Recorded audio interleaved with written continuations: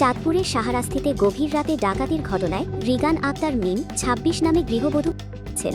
এ সময় ডাকাতদের হামলায় আহত হয়েছেন একই পরিবারের আরেক গৃহবধূ সুমাইয়া আক্তার। মঙ্গলবার ১৪ জুলাই দিবাগত রাত আনুমানিক ২:৩০টার দিকে শাহরাস্তি পৌরসভার ৯ নং ওয়ার্ডের বাততলা গ্রামের বেপারি বাড়িতে এই ঘটনা ঘটে। দর্শক, আপনাদেরকে বারবারই একটা কথা বলে থাকি যে সত্য কখনো চাপা থাকে না। এটির আরো একটি উদাহরণ নিয়ে আপনাদের সামনে আজ আমি হাজির হয়েছি। আপনাদের সাথে রয়েছে আমি স্নিগ্ধা আখি এবং আজকে আমার সাথে রয়েছেন আমার সহকর্মী শামীম শেখ। জি দর্শক, আজকে যে ঘটনাটি আমরা জানবো সেটি হচ্ছে চাঁদপুরের শাহরাস্তিতে সুমাইয়া আক্তার মিনা নামের ২৩ বছরের এক গৃহবধূ তার ভাসুরের বউ, যার বয়স খুব একটা বেশি না, ২৪ বছর হবে আনুমানিক, তার নাম হচ্ছে রিগান আক্তার মিম, তাকে সাজায় ডাকাতির নাটক। পরবর্তীতে কিভাবে ধরা পড়লো এই সুমাইয়া আক্তার মিনা সেটি আমরা জানবো আমাদের সহকর্মী শামীম শেখ থেকে। জি শামীম শেখ। ধন্যবাদ আখি আপনাকে, ধন্যবাদ নতুন সময়ের দর্শকদের। আখি, আপনি জানেন যে গত ১৫ জুলাই বুধবার রাতে চাঁদপুরের শাহরাস্তি পৌরসভার ৯ নং ওয়ার্ডের বাতলা ব্যাপারীর বাড়িতে সাবেক চেয়ারম্যান মুকুল হকের বসতঘর থেকে একটি উদ্ধার করে পুলিশ। প্রাথমিক অবস্থায় যেটা জানা যায় যে যার উদ্ধার করেছে তার নাম হচ্ছে রিগান আক্তার মিম। তার বয়স আনুমানিক ২৪ বছর। একই ঘরে বসবাস করত সুমাইয়া আক্তার মিনা এবং রিগানা আক্তার মিম। এরা দুজন সম্পর্কে দুই ভাইয়ের স্ত্রী। গত ১৫ জুলাই রাতে সুমাইয়া আক্তার তার বাসার ভিতরে চিল্লাপাল্লা করে যে বাসায় ডাকাত পড়েছে। এই ডাকাত পড়ার ঘটনাকে কেন্দ্র করে তার পাশের বাসা থেকে তার চাচা দৌড়ে আসে দেখে যে এক জায়গায় এই রিগান আক্তার পড়ে আছে, হাত পা বাঁধা অবস্থায়, আর তারও হাত পা বাঁধা। মানে সুমাইয়া আক্তার মিনা যে ডাক চিৎকার পাচ্ছিল তার হাত পা বাঁধা অবস্থায়, তার হাত পা বাঁধা। আচ্ছা, এরপরে হচ্ছে হলো ওই রিগানার বাবার বাড়ি আবার তার পাশেই, সেখান থেকে তার বাবা খবর পেয়েও আসার পরে এই ঘটনায় চারপাশে এলাকায় হই হুল্লো পড়ে যায়। মসজিদে মাইকিং হয় যে বাড়িতে ডাকাত পড়েছে। এই মাইকিং এর শব্দ শুনে মোটামুটি প্রতিবেশী যারা ছিল সবাই চলে আসে। এরপর এই সুমাইয়া আক্তার মিনা যে ছিল ওই বাড়িতে, মানে জীবিত অবস্থায় ছিল, সে যখন লোকজন জড়ো হয় সে জানায় যে বাসায় মুখোশ পরা অবস্থায় ডাকাত এসেছিল। সেই ডাকাতরা তাদেরকে জিম্মি করে তার ৬ মাস বয়সে একটি সন্তান রয়েছে, তাকে জিম্মি করে তাদের বাসা থেকে স্বর্ণ অলংকার সবকিছু নিয়ে গেছে। যখন তার এই রিগান আক্তার যখন তাকে বাধা দিতে আসছে তখন তাকে এটা তার প্রাথমিকভাবে সে এটা জানায় সবার উদ্দেশ্যে। তো এই রিগান আক্তারের পিতা পরের দিন ১৬ জুলাই থানায় অভিযোগ করে। আপনাকে আরেকটা জিনিস জানিয়ে রাখি যে এই রিগান আক্তার মিমের বিয়ে হয়েছিল ২০২০ সালে। তার স্বামীর নাম সাইফুল ইসলাম রনি। তার বিবাহের পর তাদের দুটি বাচ্চা রয়েছে, একটির বয়স ৩ বছর এবং একটির ৩ মাস, দুটি কন্যা সন্তান। এই ঘটনা যখন ঘটে তখন এই দুই সন্তানই তাদের সাথে, রাতের ঘটনা তো তারা ঘুমাচ্ছিল। তার স্বামী কোথায় ছিল? তার স্বামী একজন ব্যবসায়ী, তাদের নারায়ণগঞ্জে একটা মুদি দোকান রয়েছে, সেখানে সে ব্যবসা করে। আর যেই সুমাইয়া আক্তারের স্বামী, সে ঢাকা রিজেন্সি নামক একটা হোটেলে সে জব করে, তার ইনকাম আদি ভালো। ওই ঘটনার দিন এই সন্তান সহ তারা সবাই একসাথে ঘুমাইতেছিল। আর এই ১৫ তারিখ সকালবেলা মিম এবং মিনার যে আরো একজন যা আছে, সে ওই ১৫ তারিখ সকালবেলা ডাক্তার দেখানোর জন্য তার ছোট দেবরকে সাথে নিয়ে ঢাকায় আসে।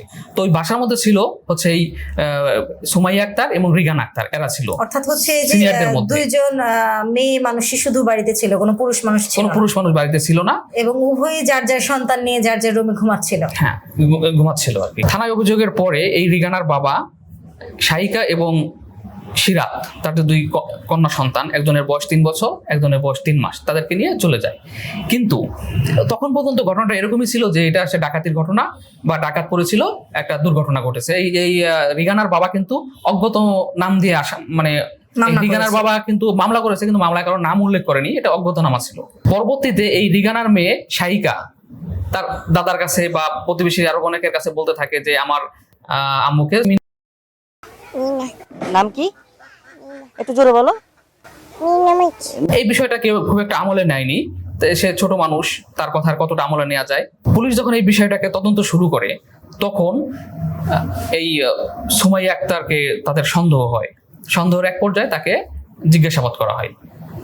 তাকে যখন কঠোরভাবে জিজ্ঞাসাবাদ করা হয় তখন সে স্বীকার করে যে হ্যাঁ, সে এই ঘটনা ঘটিয়েছে। আচ্ছা, আপনি বললেন যে এই যে সুমাইয়া আক্তার মিনা, তিনি থানায় স্বীকারোক্তিমূলক জবানবন্দি দিয়েছে, তো ঘটনাটি আসলে সে কেন ঘটালো, বা তিনি এটি একাই ঘটিয়েছে নাকি তার সাথে কেউ ছিল, এই ব্যাপারে কোনো কিছু আপনাকে থানা থেকে জানিয়েছে কিনা? এ বিষয়ে শাহরাস্তি মডেল থানার অফিসার ইনচার্জ গণমাধ্যমকে যেটা জানিয়েছে যে এই সুমাইয়া আক্তারের স্বামী, সে ঢাকা রেজেন্সি হোটেলে জব করে, তার ইনকাম ভালো এবং এই পুরো পরিবারটার ভরণ পোষণ প্লাস যাবতীয় খরচ সেই বিয়ার করে। আপনি কি বলতে চাচ্ছেন যে এটা জয়েন্ট ফ্যামিলি? Joint family. আচ্ছা। তো মূলত তার হাজবেন্ড ঢাকার একটা হোটেলে, ভালো একটা নাম করা হোটেলে, সম্ভবত মানে একটা হোটেলে যেহেতু জব করে, সেহেতু তার ইনকাম আদি ভালো। এই বিষয়টা নিয়ে এই সুমাইয়া আক্তারের ইচ্ছা হইতো যে আমার হাজবেন্ড এত টাকা ইনকাম করে, এই টাকা দিয়ে সবাইকে কেন আমি চালাবো। এই বিষয়টা নিয়ে তাদের দুই জার মাঝে, অর্থাৎ এই সুমাইয়া আক্তারের সাথে আর রিগান আক্তারের সাথে মাঝে মধ্যে ঝগড়া বিবাদ হতো। বিষয়টা পরিবারের মধ্যেই ছিল।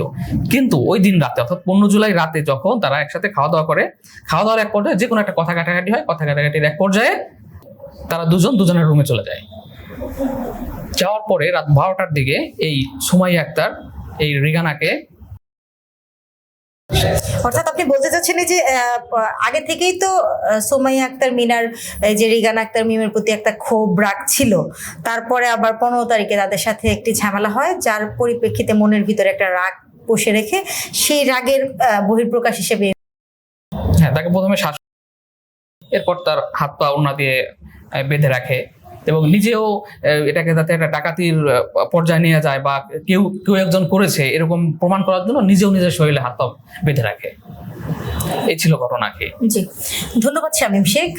ধন্যবাদ দর্শক এতক্ষণ সময় আমাদের সাথে থাকার জন্য। আসলে সত্য কখনো চাপা থাকে না, এটির আরেকটি প্রমাণ বললাম আপনাদের সামনে নিয়ে এসেছি। এটি হলো তাই যে নিজ যাকে তারপর নিজের হাত পাও বেঁধে পুরোপুরি ফুল প্রুফ প্ল্যান করে সে ডাকাতির নাটক সাজিয়েছিল এবং পারিবারিকভাবে এবং এলাকাবাসীও কিন্তু এটি খুব সহজভাবেই বিশ্বাস করে নিয়েছিল যে এটি হয়তো বা ডাকাতির কোনো ঘটনা। কিন্তু পরবর্তীতে কিন্তু ঠিকই বেরিয়ে আসলো এই রোমহর্ষক ঘটনা যে শুধুমাত্র মানসিকভাবে যে রাগ ক্ষোভ মনের ভিতরে পুষে রাখার বহিঃপ্রকাশ হিসেবে কিন্তু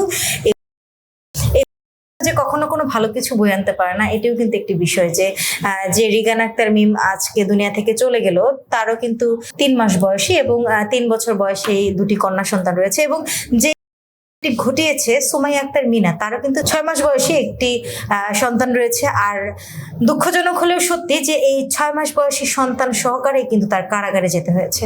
তো আজকে ছিল ঘটনা এ পর্যন্তই। পরবর্তীতে আবার দেখা হবে অন্য কোনো ঘটনা নিয়ে। ততক্ষণ পর্যন্ত ভালো থাকুন, সুস্থ থাকুন। আল্লাহ হাফেজ।